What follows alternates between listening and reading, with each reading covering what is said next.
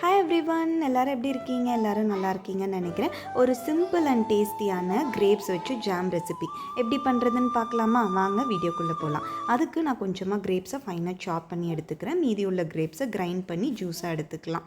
அடுப்பு ஆன் பண்ணி கடாயை வச்சு நல்லா சூடானதுக்கப்புறம் இந்த கிரேப் ஜூஸை ஆட் பண்ணிக்கோங்க.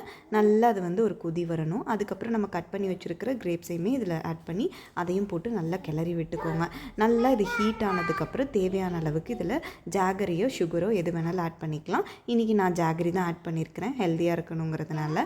இது நல்லா இப்போ ஒரு கொதி வந்தாச்சு. இந்த ஸ்டேஜில் நான் ஜாகரி ஆட் பண்ணிக்கிறேன்.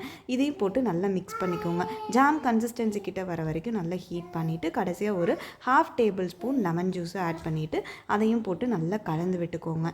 நல்லா கலந்துட்டு திக்காக ஆனதுக்கப்புறம் நம்ம அடுப்பை ஆஃப் பண்ணிக்கலாம். ஒரு சூப்பர் அண்ட் டேஸ்டியான ஜாம், கிரேப்ஸ் வச்சு ஜாம். இதுக்கு நீங்கள் என்ன ஃப்ரூட்ஸ் வேணாலும் யூஸ் பண்ணி இதே மெத்தடில் நீங்கள் ஜாம் ப்ரிப்பேர் பண்ணிக்கலாம். கடையில் வாங்கணும்னு அவசியம் இல்லை. எல்லாமே ப்ரிசர்வேட்டிவ்ஸ் போட்டு தான் இப்போ நல்லா சேல்ஸ் பண்ணுறாங்க. இந்த மாதிரி நம்ம வீட்டிலே நம்ம ப்ரிப்பேர் பண்ணி சாப்பிட்டோம்னா ரொம்ப ஹெல்த்தியாக இருக்கும். இன்றைக்கி நான் வீட் ப்ரெட்டோட இந்த ஜாமை நான் சர்வ் பண்ணுறேன். பாப்பா ரொம்பவே நல்லா சாப்பிட்டாங்க. நீங்களும் கண்டிப்பாக வீட்டில் ட்ரை பண்ணி பாருங்கள். தேங்க்யூ.